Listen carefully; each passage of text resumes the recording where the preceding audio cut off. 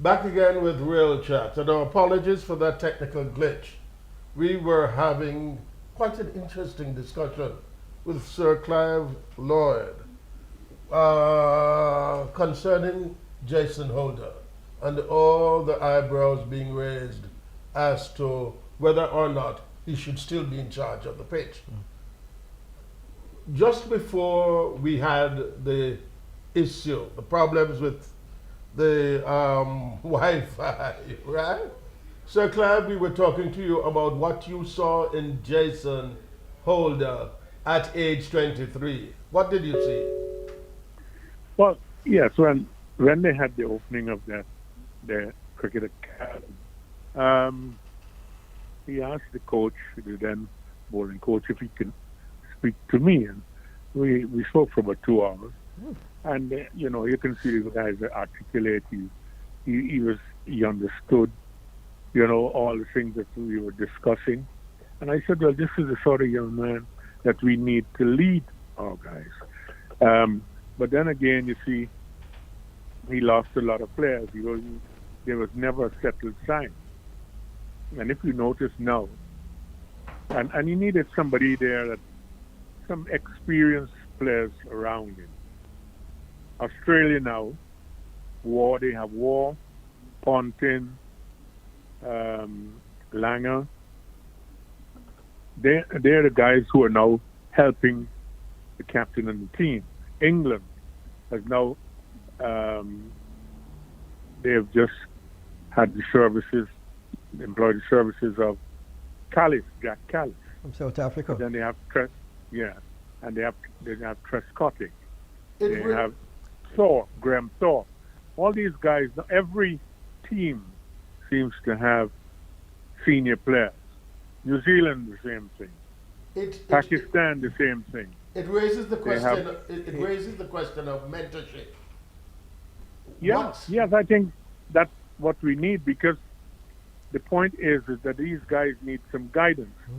We don't play enough cricket, and not a lot of our guys, our good players, want to play the longer game. They're making more money in the shorter game, and they've chosen that path. So you're not getting the real talented guys to play. They have one or two guys who got some, good talent, but it takes you 3 years to get a real top, to groom a test cricketer. It begs the So when you question, keep Sir Clive. Sorry, Yeah. because you have gone over that with us, and we have heard you speaking to that from time to time. But why aren't more of our senior past players, like some you mentioned with other teams, around the team providing that mentorship? Well, I wish you could tell me. We have some of the greatest players, bowlers and batters. They're not in the academy. They're not teaching anybody anywhere. They must be able to impart some knowledge to our young players, and our younger players would listen to guys who've done it. So You know what I mean?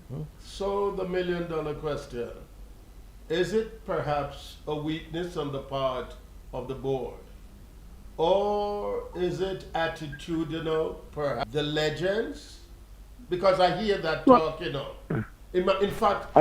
In fact, I'll say this, Sir Clive. About 3 weeks ago, when we were talking to Michael Holding, I asked him the question, and he said to me, "Curtis, I'm willing, but words to the effect, I don't want to be rebuffed." What is happening? Well, it is that situation. It's no doubt about that. The guys seem not to want ex-players around. I mean, we have some of the most talented cricketers, batters, bowlers, and we're not engaging them at all. I think that is totally wrong. Everybody else. I remember Kim Hughes saying, said, Clive, if he said, if I'd like my youngster, my son to come and play cricket in the West Indies. Because he knew at that time, he would have gotten a good grounding. Now, or you can play, when I started playing, Shell Shield, it was one of the, you had some of the best cricket that you can ever think of. You play against Barbados, you'd probably be playing against 9 test players. Trinidad 5 or 6, Guyana 7 or 8. Jamaica 7, 6 or 7. So you had a lot of talent there, and guys that we talking about Garth Edwards, we talking about Lester King, and Jackie Hendricks, and these guys who were there, Cus Cohen. So you were tested as a Newton Joshua Dow. You know what I mean? You were tested as a player. Yes, yes. So I'm sorry, Clyde, you two things as you mentioned that. Huh? I remember reading or seeing somewhere that West Indies cricket under your control, that people would flock the ground just to see you at fielding practice. What is happening with the catching, and is it something that you could instill as a captain, and can that captain instill it in the present crop of players? Oh yes, but we had a trainer there, and I remember one incident where Desmond Haynes came to Australia for the first time, and was eating heartily, and he was putting on some weight. And I said to Dennis, wait, I said, listen, I must tell you, Desmond, you can go for an extra hour after we have finished training with Dennis. Runs, right, on the tour. Yes, yes. So the point is that the guys have to understand, when I say something, I was saying it for your benefit. Good? Training was important to us because fit body, you'll have a fit mind. You got to think cricket. Well, any sport is played from your neck up. You got to be able to assess things rather quickly.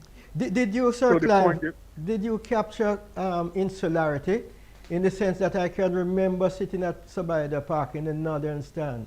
You were there in one of the side stands with the Guyanese team. I don't know what position you were, might have been manager or something. And Patterson coming from the southern and bowling, and he bowled a delivery, and you jumped out of your chair. I suppose you're saying, there's a West Indian player. Well, the point when I came to Jamaica once to practice before the first test, so I said, well, can I get some bowlers? And the 3 bowlers they gave me were Walsh, Patterson, and I think it was a left arm, Cricky the pace. He was a policeman. Yes. Right? Not they want. No, he was a tall left-hand cricket. Left hand, okay. Yeah, and they all want to impress, so everybody was like 10 yards quicker. It was a very harrowing hour, but the point is that is the situation that you had at the time. Fellas wanting to make the West Indies side, If you presided over the West Indies team as in its most successful era, as the captain, then we're going to ask you, how do we put all of this together again? Well, I think first we have to strengthen our inter-island cricket, because that is, if you have 4 4-day cricketers, you can have 4 test cricketers. You have to have more 18 games, because you're playing in the A team. You're playing at guys whose next step is into test cricket. So you're now getting a lot of you're playing against talented players. The standard of your batting and bowling will have to be of a high standard. Good. If you look at it, Hooper, Lara, all these guys played in A-team cricket. Went to Zimbabwe and 1 or 2 other places, and they came out from there. Our domestic cricket alone, or inter-island cricket, is not strong enough. And I think we should try and get some professional people playing in there from other countries, just to get our standard up. England does well because they have a very good inter-county cricket. Australia, they have state cricket of a very high standard. Even the club cricket is of a very high standard. Pakistan, although they were sort of isolated for a while, couldn't play at home. They're still producing guys, of a very high standard. India's have a raft of players. India now have some of the fastest bowlers in the world. Can you imagine? Right? Why? Because they had an MRF system where Dennis Liddy was in charge, and all the fast bowlers were in there. And that is why they're churning them out now. Let me ask you this. We spoke to a former vice president of the cricket board, and he said, like many others, that we have lost the culture and the pride. Your comment? Well, yes, the point is that I'll tell you what I did once. When I was there only 3 or 4 years ago, I asked them to get a booklet so that when you play for the West Indies, you get a ring and this booklet where you can read about it and this booklet will tell you all the things that are needed when you're playing for the West Indies. How you dress, deportment, read about what we have done over the past years, the great cricketers that we have produced from 5 million people. And I thought that is what was needed for our players. Give them an idea. Listen, it just didn't come like that. This was by dint of hard work, training. I told him the other day about the guy Crawley from England, paid for his way to India. He paid his own fare to go to India and learn for about 2-3 months to learn to play spin. Paid for all his hotels and so on. Then he went to Australia, paid to go to Australia to learn at Perth to play against faster wickets and against fast bowlers. Now he's now one of England's frontline players. He made 206 or something the other day. Now, would any of our players do that? I believe in taking it further. The history of West Indies and our trials and triumphs as a region is also about the history of West Indies cricket, particularly when we ruled the world. Why shouldn't that be taught in schools? Yeah.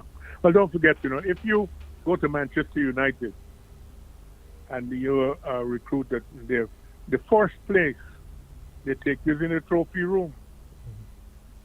And where you're seeing all the great players, Dennis Law, Bobby Charlton, all these guys are there. You see the names, you see the trophies they won. So you're coming into a successful organization. Right. Yeah. So you now know that you've got to step up. And we don't do that. Our players, you don't get an induction. When you play for the West Indies, anybody sit down and tell you, well, listen, this is what I did as a captain and as a manager. When we have 3 or 4 guys, I will take them for a meal. And after the meal is over, I'll sit down and tell them exactly what is expected of them. No late coming. If you have to get up to leave at 9, you get up at 7. Have your shower and your meal. So you're ready when the bus is ready to go, you're there. Practice is important. You learn you must, just don't practice for the sake of practicing. You look at other people. You can look at other people and learn. Our training was intense. So the point is that you're coming into a professional unit. I am not so sure that these guys, are that grounded, really. I presume they have a lot of talent. Yes. But we have to get people in there to tell them exactly what is expected of them. So many questions we still have to ask the Sir Clyde. It's never enough because you are part of history and the knowledge we need to share with the present generation. We'll engage you at some other point because one question which I wanted to ask, which we didn't get a chance to ask just now, was about the leadership quality where people say, yeah, they're a good team, so it wasn't so much about captaincy. Anybody could captain Yeah. that team. Well, after we were beating, he's after actually we were asking beaten, Sir Clive. So, yes, yeah, please do answer. when we were beaten 5-1, nobody didn't say anything. They said how terrible I was, Yes. or the team was, Yes.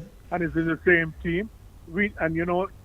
People must realize that when the first team I had and I went to India with, we had two spinners, Arthur Barrett. You remember Arthur Barrett? Yes, leg spinner. yes. Mm-hmm. Lance Gibbs, and two quicks and one medium pacer. We had Boyce, Holt, and Julian. Mm-hmm. And we won 3-1, 3-2. Mm-hmm. Everybody did well.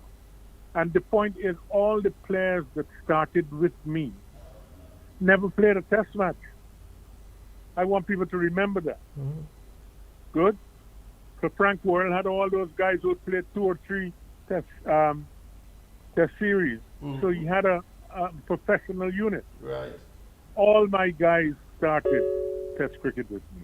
All right. Apart from, so don't let them think that this thing was just like that. This was a side that was groomed. It's all in the grooming. And Viv Richards always said that there's one thing about it. You taught us to win. Okay. Good note on which to end. Thank you ever so much, Sir Clive. Pleasure. Anytime, Gov. Anytime. Yes, certainly. If I can do anything to get our cricket and give any youngster a chance to say, well, listen, I want to be a test cricketer. Thank you. You're willing to be engaged. Thank you, Sir Clive. Pleasure, sir. Anytime. Good. And have a good Christmas and I hope a better New Year. And please stay safe. The same All to my your Jamaican family. friends. Yes, indeed. Thank you. Thank you. We Pleasure. will be right back. Don't you dare go anywhere.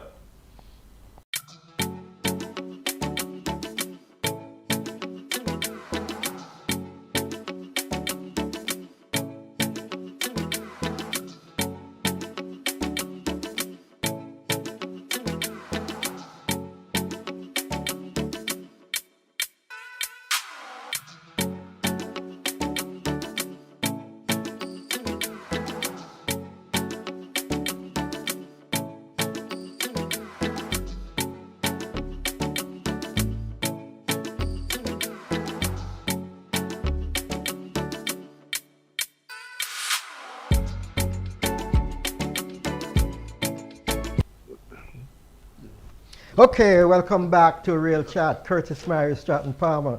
Jackie Hendricks, man behind the stumps. In the 1960 tied opening test against Australia, he was there in Brisbane.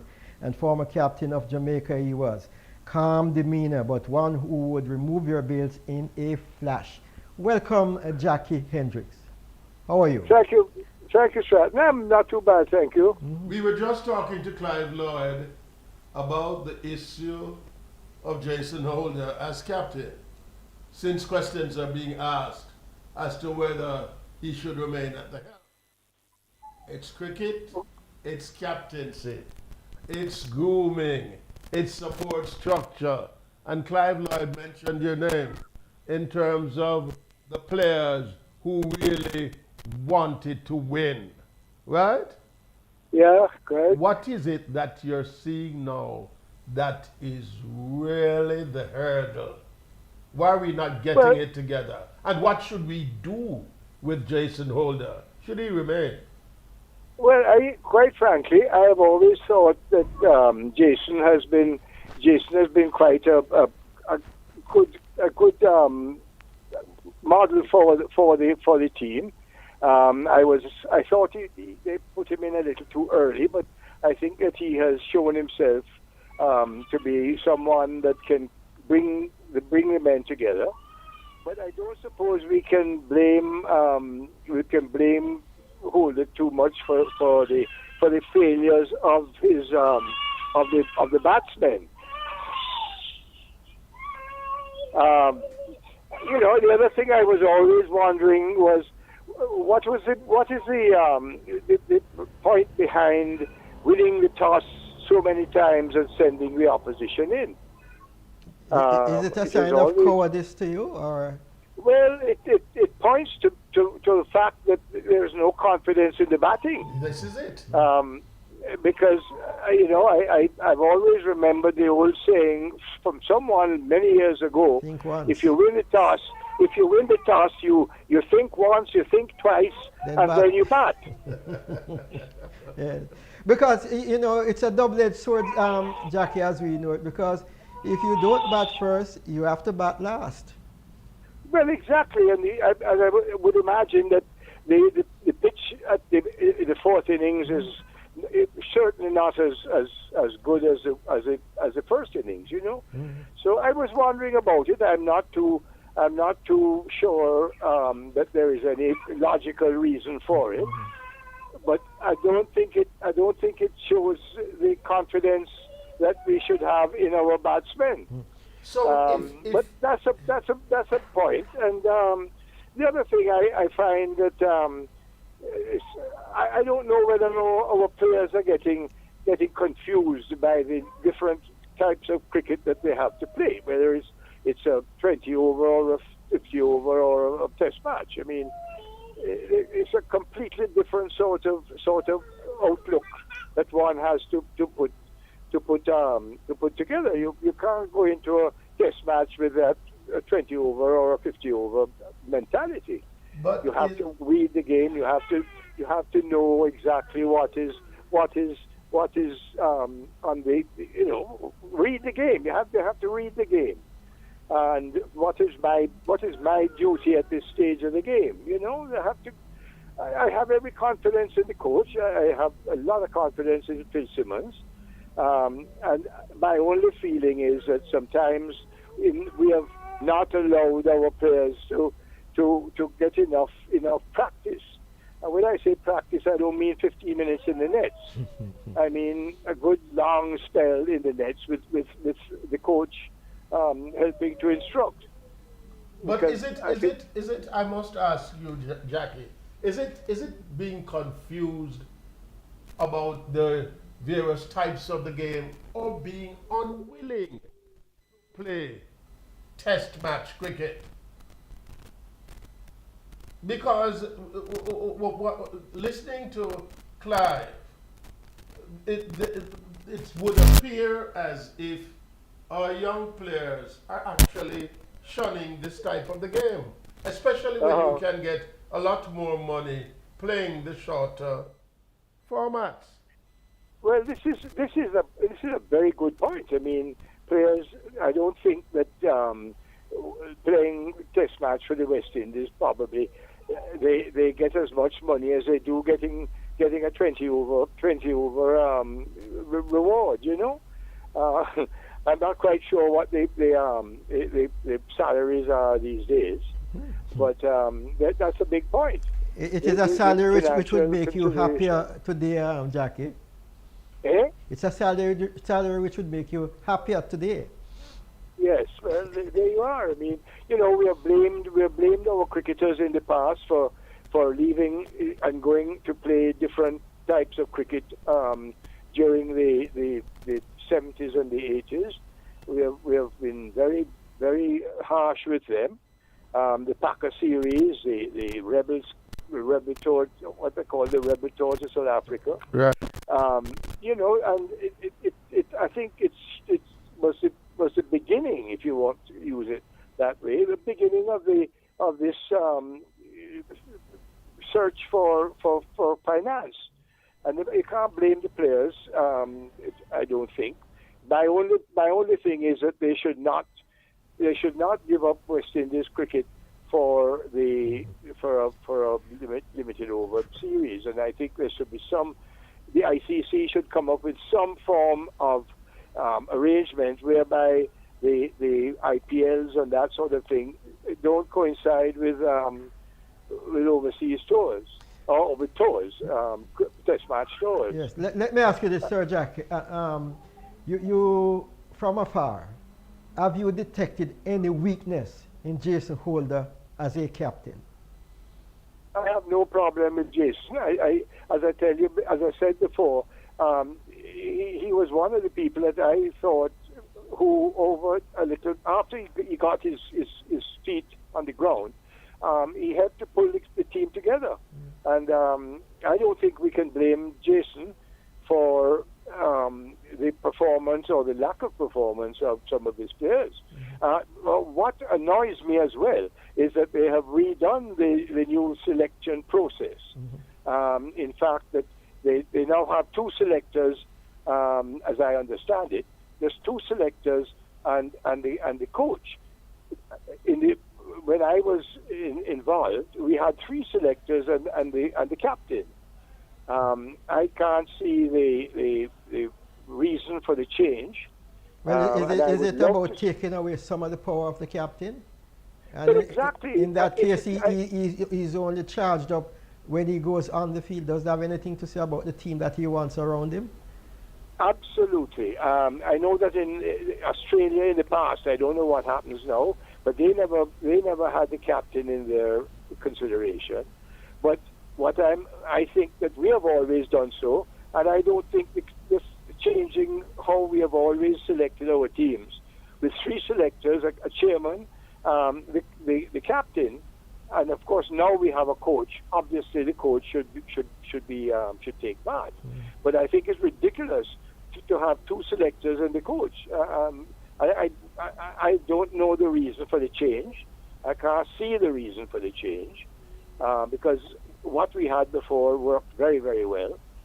So for the change, what they say, change for the sake of change doesn't make sense. But the captain, in my view, should always have some say in his team. He is the one that's taking them on the field. And I think it's only due to him to give him the opportunity to express himself as far as his players are concerned. Sir Clive Lord mentioned in our interview with him, pointing to Australia, India, England, the whole impact of mentorship. You always had the senior players, past players, talking to young captains, talking to young players, and it was critical to their own esteem and worth. Estrati? Yes.